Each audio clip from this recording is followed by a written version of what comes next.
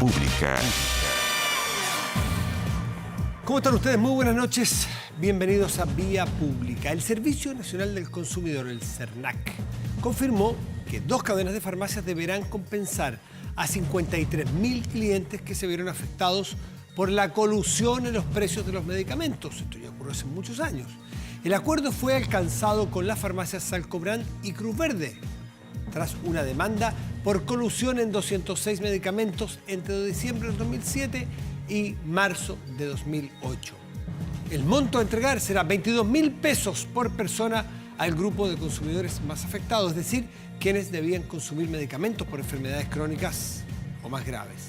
El dinero se entregará 2 o 3 semanas después que el avenimiento sea aprobado en tribunales. Además, más de un 90% de los consumidores se les entregará de forma automática en su cuenta RUT, mientras el grupo restante podrá retirarlo en las sucursales de Banco Estado o Serviestado. El director nacional del SERNAC, Lucas del Villar, destacó este hecho porque establece un hito importante en nuestro país respecto a la responsabilidad de las empresas que cometen este tipo de ilícitos graves. Pero yo le mencioné Cruz Verde y Salcobrand, y muchos seguramente dijeron, hoy se le olvidó nombrar a Ahumada.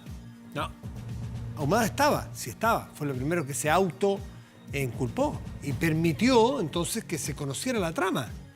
Tuvo una multa mucho más chica que los otros. Bueno, entonces no va a tener que pagar o no entra en este trato, no ha entrado en este trato efectivamente. Ahumada siente que ya entregó, que ya hizo su compensación o que no le corresponde hacer esta compensación, por lo tanto no ha entrado todavía en este trato, pero seguramente el SERNAC seguirá negociando, insistiendo o llevando adelante los recursos necesarios para que esa farmacia también entregue compensaciones, porque fueron 3 las que se coludieron y son 2 las que entran en este acuerdo. Vamos a la mesa de conversación. Y justamente sobre este tema vamos a hablar. Está Francisco Agüero con nosotros, es director del Centro de Regulación de Competencia de la Facultad de Derecho de la Universidad de Chile. Francisco, buenas noches, gracias por recibirnos. ¿Cómo estás? Buenas noches, Matías, ¿cómo estás tú? Muy bien. Muy bien, pues primero me gustaría partir al revés, pues del final, y vamos recapitulando después para entender lo que pasó antes. El anuncio del acuerdo del SERNAC, ¿te parece que es el correcto? ¿Que es una medida reparatoria justa, adecuada, proporcional al daño que se causó? Bueno, acá tenemos que recordar que bajo la legislación antigua la colusión tenía una sanción bastante baja y era muy difícil obtener la reparación de los perjuicios. El juicio comenzó para reparar los perjuicios en febrero del año 2013, es decir, han pasado ya casi 7 años y medio para obtener alguna compensación. Esta es una sentencia de primera instancia, es decir, aquí naturalmente se debiera esperar probablemente lo que va a hacer FASA, apelar y de ahí llegar eventualmente hasta la Corte Suprema. Es decir, podrían pasar muchos más años para que hubiera alguna reparación económica a las personas que fueron más afectadas. Yo creo que la decisión de llegar a un acuerdo por parte de 2 de las compañías que ya habían sido condenadas y el SERNAC va en la línea de un mecanismo eficiente, rápido. Ya recordemos que en el caso de la colusión del papel higiénico hubo un mecanismo bastante expedito y te diría que es un mecanismo expedito a nivel mundial. Hay pocos países con los que nos podamos comparar en lo expedito del mecanismo. Es un monto además interesante. ¿Es el de la delación compensada, el de la ayuda eficaz, el de arrepentimiento eficaz? Bueno, en el caso de la colusión del papel higiénico hubo una delación compensada, pero y finalmente las compañías fueron condenadas en el Tribunal de Libre Competencia, pero también en esa época, recordemos, una de las compañías CMPC llegó a un acuerdo con el SERNAC que logró indemnizar a los consumidores. Incluso en ese caso, te diría, antes de que hubiera una sentencia condenatoria posterior, como tiene que ocurrir en estos casos a la decisión del Tribunal de Libre Competencia. Perfecto. Pero sigamos con la de los medicamentos, sí, que es el más antiguo, de 2007. Fue la primera campanada o la primera campanada pública de que algo pasaba. ¿A ti te parece que este acuerdo reparatorio que hace Salcobrand y Cruz Verde con el SERNAC para los afectados, 53.000 afectados, es proporcional al daño causado a esas personas? Bueno, acá es difícil determinar el monto del daño en estos casos, ¿no? Incluso los casos de colusión, el caso de los medicamentos es como el caso fácil, porque fue un acuerdo de las empresas que le vendan directamente al consumidor de subir los precios en un periodo acotado de tiempo. Ahora, no hay que olvidar que justo antes de la colusión veníamos de un proceso de de guerra de precios entre las compañías, donde los precios llegaron a ser muy bajos, ¿no? Entonces, esa ya es una primera dificultad. El periodo de tiempo tampoco fue tan extenso, fueron solamente 4 meses. Recordemos, por ejemplo, el caso de los pollos o el papel higiénico, que hablamos de colusión de muchos años. Claro. Es una cosa que hay que tenerlo presente. Y luego, la condena en primera instancia a las 3 compañías fue a pagar una indemnización, perdón, ya habían pagado una multa a 2 de ellas, de algo así como 2.000 millones de pesos. Eso es después de un juicio de 7 años donde participaron expertos no solamente de nivel nacional, sino que incluso internacionales en cálculo de daños en casos de colusión. Y en ese caso el monto a reparar a los usuarios, a los consumidores, era de algo así como 2.000 millones de pesos. Que se dividen en dos. Por una parte son aquellos que compraron un medicamento más caro y otro grupo más difícil que son aquellos que no pudieron comprar el medicamento. Aquí la compensación va a ambos grupos, pero creo que el CERNAC ha tenido una buena decisión de focalizarse en una reparación significativa para un grupo en particular, que son aquellos que tienen medicamentos. Los crónicos, ¿no? Los crónicos, efectivamente. Claro. Porque si se hubiera dividido entre todos, tal vez la cantidad hubiera sido muy pequeña y que no se hubiera justificado. Y acá yo creo que sí hace que la gente que se sienta afectada pueda tener una reparación. Francisco, la posición que toma Ahumada de no aceptar este trato, como si lo hace Salcobrand y Cruz Verde, ¿por qué se da? Porque ellos son los primeros que entregan información, ¿no? Ellos pagaron una multa, si no recuerdo mal, de $1 billón al principio, ¿no? Así es. Esto del año 2008-2009. Ellos pagaron un monto equivalente a multa ante el Tribunal de Defensa de la Libre Competencia. Ellos también llegaron a algún acuerdo, pero muy básico, pero eso no importa. Acá ya hay una sentencia condenatoria de la Justicia Civil de diciembre del año pasado que condenó a FASA a indemnizar. Entonces, tarde o temprano van a tener que pagar o ese monto o un monto que determinen los tribunales sin perjuicio de lo que ellos puedan alegar. Tú dices que Chile hoy día se compara o se puede comparar con muchos países en el buen sentido de la palabra, en que hoy día tenemos una legislación mucho más acorde al daño que se causa, es decir, tomamos conciencia y suponemos que va a ser un inhibidor para que se produzcan nuevas colusiones. ¿Por qué no nos ayudas, aprovechando tu condición de profesor, a graficarnos cuánto ha avanzado desde un sistema muy primario que teníamos de defensa a la libre competencia o defensa al consumidor a lo que tenemos hoy? ¿Cuáles son las diferencias reales? Bueno, muchísimo. Recordemos que la indignación que surgió del caso de farmacia motivó una reforma importante el año 2009, es decir, hace un poco más de 10 años, que permitió establecer la delación compensada que hasta esa época no existía en Chile. Eso yo diría que es la primera cosa. Y la delación compensada ha sido demostradamente un mecanismo bastante eficaz para detectar estos acuerdos entre competidores en todo el mundo. Perdón, requiere Francisco, algunas reglas mínimas, pero sí. Sí, es que, disculpa que me detenga en una narrativa que estás haciendo, porque para muchos la delación compensada sí es inaceptable, porque en definitiva es un transar con el ladrón, con el que hace la falta, con el delincuente, con el que hace el delito, en cualquier caso, ¿no es cierto? Es decir, y alguien dice con cierta lógica, dice, pero ¿cómo vamos a perdonarle o a bajarle la pena o en algunos casos eximirlo de penas si él está diciendo que es el ladrón? Alguien dice, bueno, porque ese ladrón permitió desbaratar una gran banda, entonces es una transacción y para muchos eso es inmoral, que no se puede con un ladrón, con un delincuente transar. Solo ese paréntesis porque fue parte de la discusión. Absolutamente. Y no solamente es algo que ocurrió en Chile, ha ocurrido en otros países, en España, en países de la cultura mediterránea como España, Italia. Esto también se siente así como una delación, el acuseta y un reproche a eso. Ahora bien, ¿cuál es uno diría el contrafactual? Es decir, ¿qué ocurriría si no tuviéramos estos mecanismos que finalmente establecen un incentivo para que uno de los integrantes del cartel, o varios incluso, se acerquen a la autoridad, acompañen todos los antecedentes, confiesen con el incentivo de eventualmente no tener una multa? Ahora bien, en muy pocas partes o ninguna parte el incentivo es que además no vayan a reparar los perjuicios.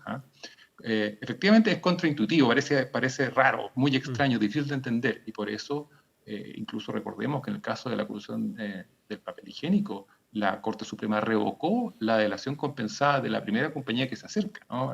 que es CMPC.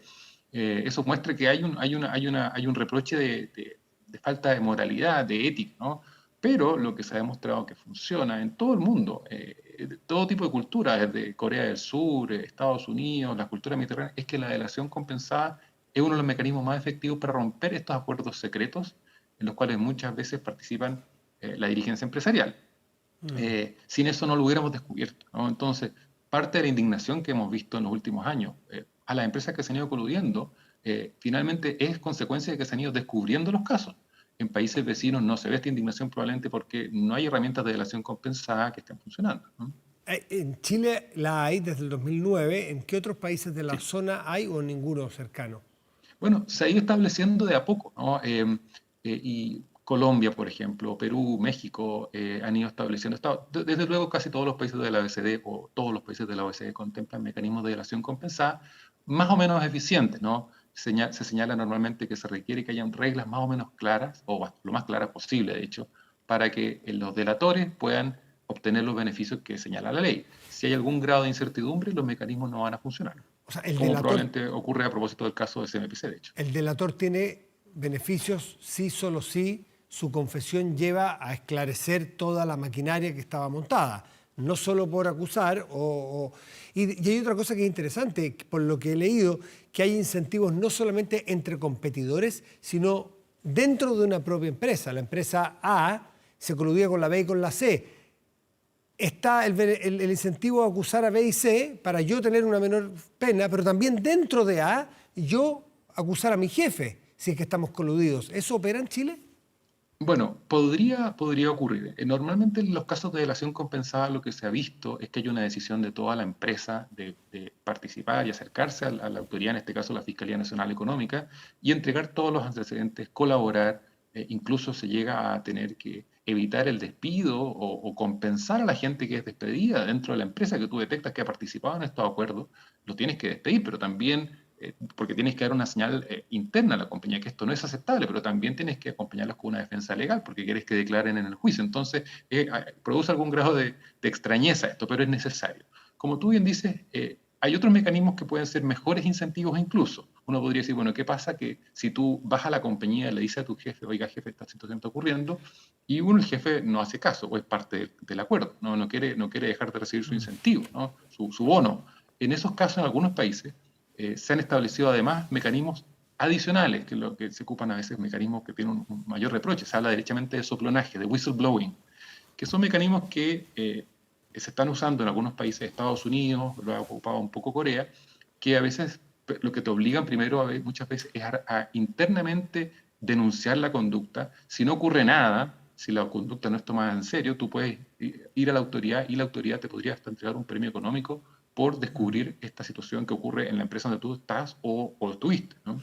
¿Y si hay tres, Eso todavía no lo tenemos en Chile, ¿eh? Se discute, okay, es más discutible incluso. y si hay tres personas o tres empresas o tres grupos que están coludidos para cooptar un mercado, hay una suerte de carrera que el que primero llega obtiene más beneficios que el segundo y que el tercero? Entonces, entiendo que opera esa lógica de que miércoles, no voy a llegar yo segundo, prefiero ir yo primero porque voy a tener más beneficios. Si va el otro primero, yo ya no tengo ninguna capacidad de acusar nada porque el otro ya me ganó. Entonces, hay una suerte de carrera, el susto, no vaya a ganarme el otro, y yo voy y acuso a la autoridad de que estoy coludido con el del frente. Eso también opera, ¿no es cierto? Tal como lo dices tú, en Chile el primero en acercarse a la autoridad tiene el beneficio del completo de no de multa, no recibe ninguna multa por parte del Tribunal de Libre Competencia. Mira. Con una excepción, que haya sido el organizador, que haya coaccionado a los otros miembros del cartel. Y eso es lo que ocurre en el caso CMPC.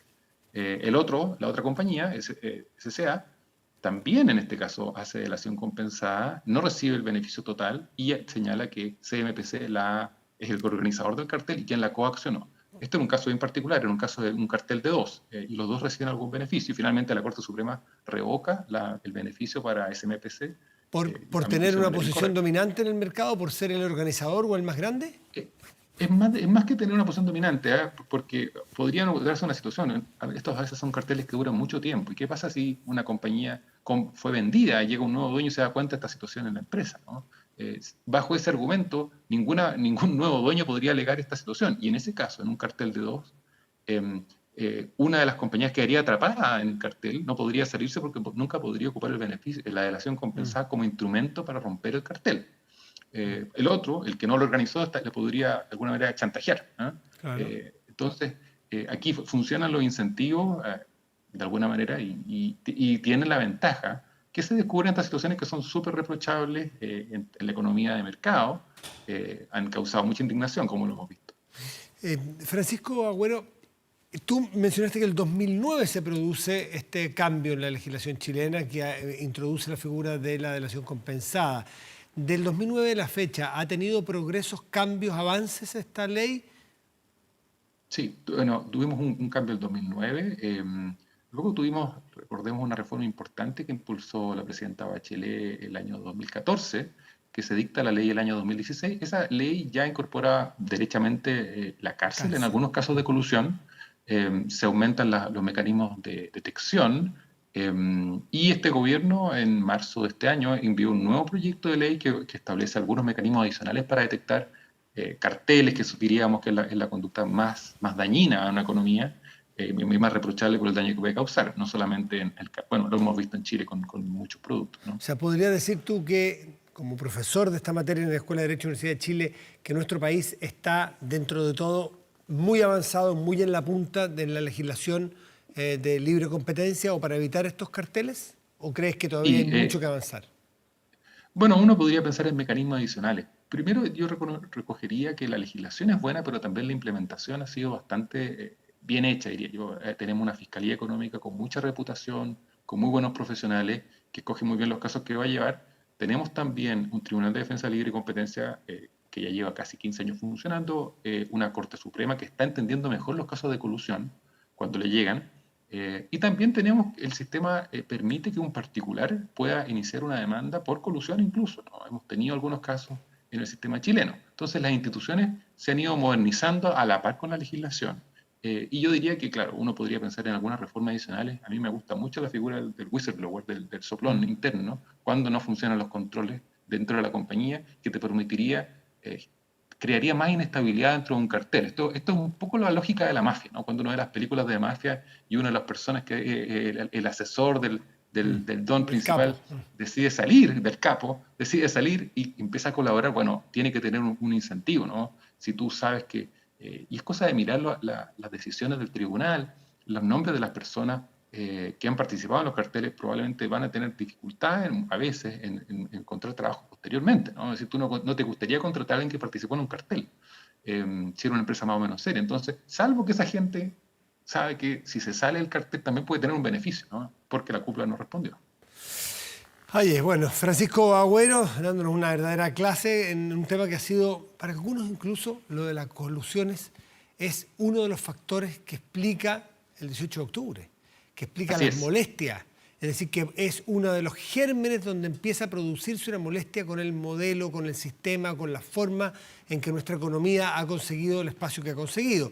Mucha riqueza, generar mucho empleo, pero esta molestia, este raspe que se produce muchas veces entre gente que tiene posiciones más poderosas que otras y los consumidores que se sienten muchas veces vulnerados. Vamos a la historia y ahí hay parte de lo que explicaría lo que ocurre hoy. Francisco, muchísimas gracias y muy buenas noches. Gracias a ti, Matías. Que te vaya bien. Vamos a hacer una pausa y ya volvemos aquí en Vía Pública.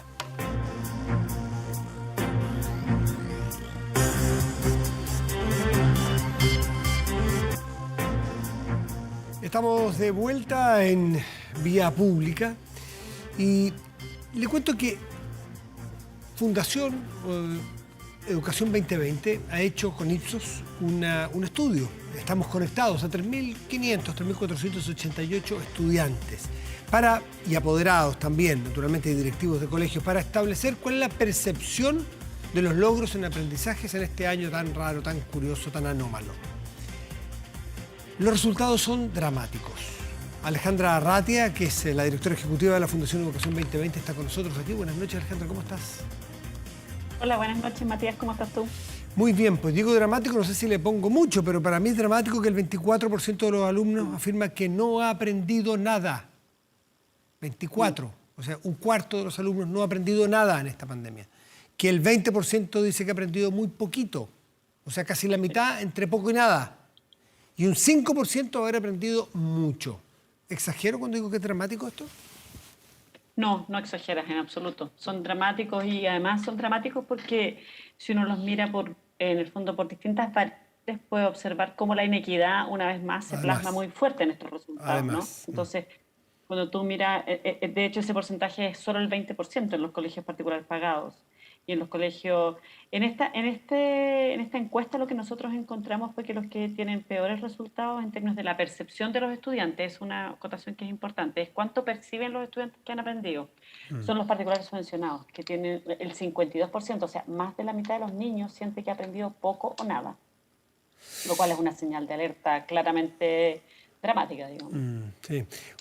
Alejandra, ¿esto es percepción de ellos? ¿Falta en algún momento complementarlo con estudios empíricos que se haga sobre los niveles obtenidos en pruebas y logros? Y eso será en algún momento. Yo lo he visto sobre la Argentina, lo leí el otro día, que eran muy malos los estudios que estuve leyendo también. Si la pandemia en todas partes afecta por igual cuando no hay escolaridad o escolarización. Hay una brecha, tú hacías mención a una brecha, dependiendo del tipo de colegio. ¿Nos puedes explicar más cómo se da esa brecha? Mira, lo que nosotros pudimos observar, además es interesante porque no es solo dependiendo del tipo de colegio. Una variable es del tipo de colegio y sin duda donde más se observa claramente es por dependencia. Y en el fondo los niños de colegios particulares pagados hay un 40% que siente que está aprendiendo mucho, mucho o bastante. Y solo un 20% que siente que aprende poco o nada. En el mundo municipal, público, o sea, público, municipal y servicios locales de educación, hay solo un 30% que siente que está aprendiendo mucho o bastante y un 40% que está aprendiendo poco o nada, ¿ya? Y solo un 30% que aprende algo, ¿no? Y como te decía, los que quedan más abajo, en el fondo, en esta variable, son los particulares sancionados. Pero es interesante porque preguntamos otro tipo de variables, como por ejemplo, si los estudiantes cuentan con un lugar adecuado donde poder, en el fondo, hacer sus tareas, estudiar en la casa. Y ahí lo que vimos es que solamente uno de cada cuatro, o sea, solo el 24% tiene, o sea, no cuenta con ese lugar adecuado. Pero más bien, es bien interesante cómo los datos confirman en realidad algo que probablemente para la audiencia es algo que es predecible, ¿no? Que es que la cantidad que aprenden los niños, o lo que sienten que aprenden en realidad, está muy dependiente, muy ligado a contar con un lugar donde estudiar. Entonces vemos ahí nuevamente que la inequidad golpea fuerte. Los niños que no cuentan con un lugar para estudiar en las casas, hay un 77% que siente que no aprende nada, nada o algo, o sea, poco Exactamente, o nada. exactamente. 77% versus un 35% de los niños que sienten que sí, o sea, que no que sienten, que tienen un lugar de, efectivamente. Ahora, entre comillas, un poco más esperanzadora porque vimos hartas variables. Otra que vimos es, por ejemplo, cuando los chicos y chicas, el promedio de edad de los niños, de los jóvenes en esta muestra es de 15 años, 14,9. Entonces, lo que vemos es que las y los jóvenes que sienten una gran preocupación por el contexto en que estamos, una preocupación, y lo que plantean es que la preocupación por el virus les dificulta concentrarse. Quiero hacer una aclaración aquí para la conversación contigo y para la gente que nos está escuchando. Es normal que las personas estemos preocupadas por lo que está pasando. Si los datos nos mostraran que en realidad los jóvenes no tienen ninguna preocupación por lo que está pasando, uno más bien se preocuparía porque diría, ¿cómo Baja está el percepción de vínculo de los riesgo. jóvenes con el contexto? Claro, es normal que estemos preocupados. Ahora, el punto es que la preocupación es mucha y sienten que no los deja hacer sus tareas vinculadas al estudio, ¿no? Y lo que vimos es que en los que están preocupados, efectivamente, el aprendizaje es mucho menor. Cuando hay más preocupación, el porcentaje de estudiantes que siente que que ha aprendido poco o nada es 60%, ¿Cuál crees tú versus un que 36% cuando no están tan preocupados. el factor más determinante es esa preocupación que de alguna manera te inhibe a seguir estudiando o no te deja concentrarte? ¿O el verdadero factor es el factor material? El no tener una buena conexión, el no tener un buen computador, o al menos un computador, el no tener un espacio de tranquilidad, de soledad, un metrito cuadrado para poder hacer una tarea. Sí. Esas son las más Te voy a determinantes, ¿no? decir, te voy a decir una respuesta que no sé si es muy bienvenida, Matías, pero en educación es difícil que haya un solo factor, la verdad. Claro, Es multivariado, hay multivariado. muchos factores que influyen. Y sin duda, los dos que tú estás mencionando son súper importantes. O sea, el tener condiciones es muy importante, pero también el tener condiciones materiales de tu entorno, pero también el tener condiciones como, por decirlo así, anímicas para poder involucrarse en el proceso de aprendizaje. Ojo que otra pregunta que nosotros hicimos y que yo encuentro que nos da resultados un poco como alentadores, nos dan un poco como de esperanza, ciertas luces, ¿no? Es que les preguntamos a los estudiantes, bueno, tiene de dulce y de agraz, porque lo que les preguntamos es si le parecían entretenidas sus clases. ¿Qué tan entretenidas o cómo les parecían sus clases? Y ahí el lado de agraz, digamos, es que el 64% considera que las clases Aburridas. que están teniendo son que muy aburridas Sí. o aburridas de frentón. ¿Ya? Y el lado esperanzador es que lo que vimos es que entre los estudiantes que sienten que sus clases son motivantes, entretenidas, atractivas, el porcentaje de percepción de aprendizaje es mucho mayor, un 74%. Eso, eso sí, entiendo que está descrito en la literatura de la neurociencia moderna, es que si tú tienes una actitud de que vas a aprender, bueno, aprendes más. Que es entretenido, claro, aprendes más. Y si entras predispuesto a que no te va a ir bien o no vas a aprender, entiendo que esto no es una cosa de así como a lo que dicen que es. Esto está comprobado científicamente, ¿no?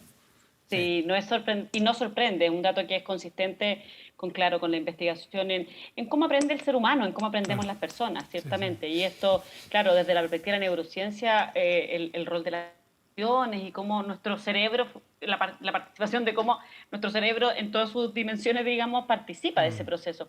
Pero esto es algo que viene desde la psicología del aprendizaje, tiene larga data, digamos, y el rol de la motivación es clave. Alejandra, todo este trabajo tiene el valor de que es la percepción. O sea, sabemos qué está sintiendo cada ser humano que se le preguntó, cada chico, cada joven, cada mujer, cada niña. Cuando se acuesta en su noche y dice, miércoles, no aprendí nada, no entendí nada, estoy perdiendo tiempo, no avanzo. Bueno, eso dejémoslo un segundito al lado. Te quiero preguntar sobre percepciones de la sociedad respecto del costo o del daño que se produce cuando los niños no están aprendiendo. Cuando no están aprendiendo. ¿La sociedad siente lo grave que es? ¿Tenemos la percepción del riesgo o somos un poco frívolos como sociedad en su conjunto a que, bueno, es menor que no haya habido colegio, es menor que no estén aprendiendo tanto, es menor las cifras, o son menores las cifras que tú nos estás dando?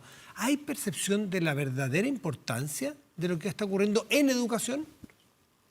Sí, mira, yo creo que hay distintas variables que influyen en esto. Por un lado, yo creo que estamos en un contexto bien límite. En términos como hemos tenido un año sumamente complejo, desafiante. Hemos tenido, muchas personas que se han visto afectadas por la pandemia, sí, directamente o indirectamente, y no solo en términos de salud, de personas lamentablemente que han perdido familiares, que están en procesos de duelo, pero también en términos como de situación socioeconómica, la precarización de las familias es grande, la vulnerabilidad se ha exacerbado. De alguna manera la pandemia nos ha desnudado los problemas tremendos que tenemos con el sistema y con la equidad en nuestro país, ¿no? Entonces, en ese contexto yo diría que, claro, la preocupación por el aprendizaje en algunos casos no se hace tan presente en esta película completa, ¿me entiendes? Pero yo creo que hay conciencia respecto al rol irreemplazable que tiene la escuela, y la importancia que cumple para el desarrollo de los niños, de las niñas, no tan solo desde la perspectiva de los aprendizajes, sino que desde la perspectiva de la socialización, claro, del estar con otros, de tener un vínculo. Lo que pasa es que yo te diría que sí. Es que la evidencia respecto del daño directo a niños y niñas con el coronavirus, o sea, desde el punto de vista sanitario primario, de que es el coronavirus afectando a gente, la evidencia indica que en niños es muy baja. Sí, claro. Y sin embargo, persiste este temor, que es legítimo, de padres y madres, de no mandar a sus hijos al colegio por nada. Entonces hay muchos lugares donde quizás han sido desinformados o presionados con información que no es del todo verídica, en que prácticamente mandar a los niños al colegio es mandarlos al matadero. Entonces, claro, se me dice que mi hijo al matadero y yo le digo no vaya al colegio nunca más en la vida. Y yo me las arreglo para enseñarle a sumar y a restar. Pero aquí hay una suerte de manipulación, y te lo pregunto tan directamente como, por ejemplo, que a mí me sorprende mucho la actitud del colegio de profesores, que todavía no está del lado del aprendizaje y del que vuelvan con los protocolos que haya que volver, sin mandar a ni un niño al matadero. Pero no los veo con la camiseta puesta del regreso. Y sí he visto colegios que llevan un mes yendo al colegio todos los días, ¿eh? Ayer hablé con un padre que dice, mi hijo va al colegio todos los días hace un mes y no había ningún contagio. Sí. Lo que pasa es que yo creo honestamente que ha faltado como país, nos ha faltado lamentablemente ser capaces de construir un ambiente de diálogo y de confianza en torno al retorno a clases. El retorno a clases, lamentablemente, como muchas cosas en educación, no se puede lograr por decreto, no se puede lograr desde la perspectiva, no es algo como que vaya por las leyes, ¿no? No. Y lamentablemente, no, o sea, requiere confianza, No requiere sé, pero confianza si en en los los colegios actores. que están yendo es voluntario y va al 90, 100% muchas veces. Y es voluntario. Claro que sí, sí, claro. Sí, Pero claro hay que sí. demostrar No, desde los profes y desde los directivos y desde los padres la actitud propositiva o positiva con protocolos de sanidad, pero que vayan, porque es importante que vayan. Por eso es que yo me por quejo supuesto. en Pero esta actitud negativa. lo que pasa es que de alguna manera aquí tenemos que lograr como país, ojo, como país, porque en el fondo aquí quisiéramos que todos nuestros niños tengan un piso mínimo. Y como país entonces tenemos el desafío de lograr un sistema que nos permita resguardar derecho al aprendizaje, ya sea presencial o ya sea a distancia, o como probablemente va a tener que ser el próximo año, híbrido, porque bueno, se debate respecto a cuándo va a poder haber una vacuna, pero yo creo que no vamos a tener un próximo año muy probablemente en un sistema híbrido. Entonces, yo creo que es importante que en el fondo se logre generar un ambiente de confianza para que todos los actores sientan que se van a generar de alguna manera, se van a considerar todas las variables y de alguna manera nos vamos a hacer cargo como sociedad, digamos, y bueno, desde esa perspectiva el Estado tiene un rol prioritario, ¿no? De resguardar las distintas variables para poder, en el fondo, generar condiciones para el retorno a clases, ¿me entiende?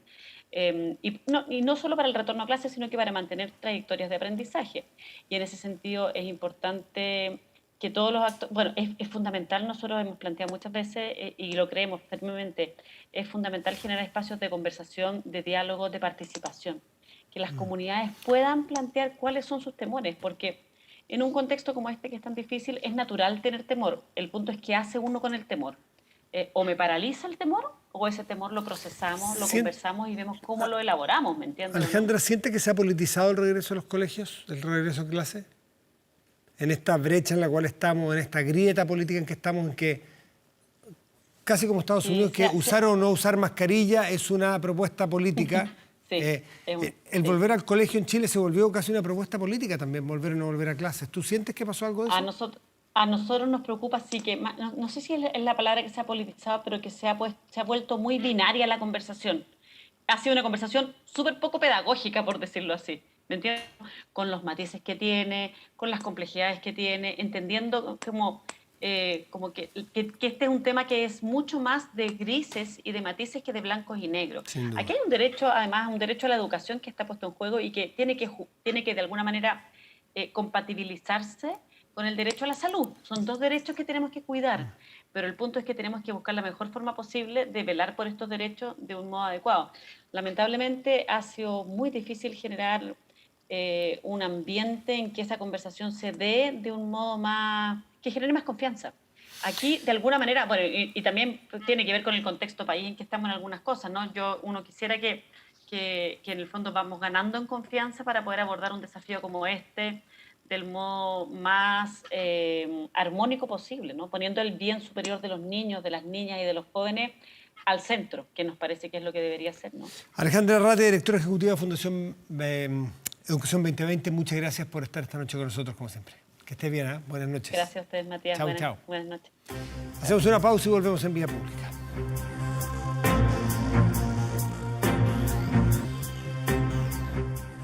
¿Aumenta la delincuencia? Bueno, no grave robos, evítelos con Tepillé, la empresa líder en seguridad preventiva, con monitoreo de cámaras de seguridad y audio disuasivo en tiempo real. Tepillé protege 24/7 su empresa y también su hogar. No sea usted la próxima víctima y contrátelos en tepillé.cl. Vamos a la pantalla, ¿le parece?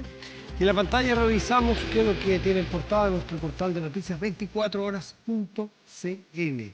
Y tiene que ver con los combustibles. Precios de la benzina sufrirán nueva baja este jueves. Este año se fijó que no fue mucho tema, se circuló mucho menos. Se necesitó mucho menos del auto, de las movilizaciones, no era tan acuciante. No fue noticia, porque nos pasamos buenos meses guardados en nuestras casas en distintas regiones del país, entonces no fue tema central. Así que ahora nos sorprende con una nueva baja este jueves. Pausa y volvemos. Bien.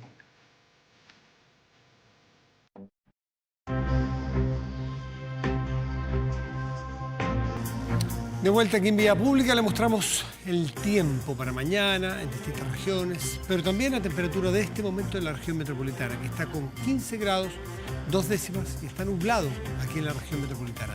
Para mañana y pasado en esta región tendremos lo siguiente. Jueves, 26 grados como máxima probable, cielo parcial. Para el viernes, 22 grados máxima probable y cielo parcial también. Revisamos otras regiones del país, ¿qué le parece? Vamos a Linares, región del Maule. 25 grados, máxima probable, cielo estará parcial. Y en la región de Coquimbo, en la ciudad de Illapel, tendremos cielo parcial, 22 grados como máxima probable. En 1990, Pink Floyd realizó un concierto en vivo de su 11º álbum de estudio The Wall para conmemorar la caída del muro de Berlín.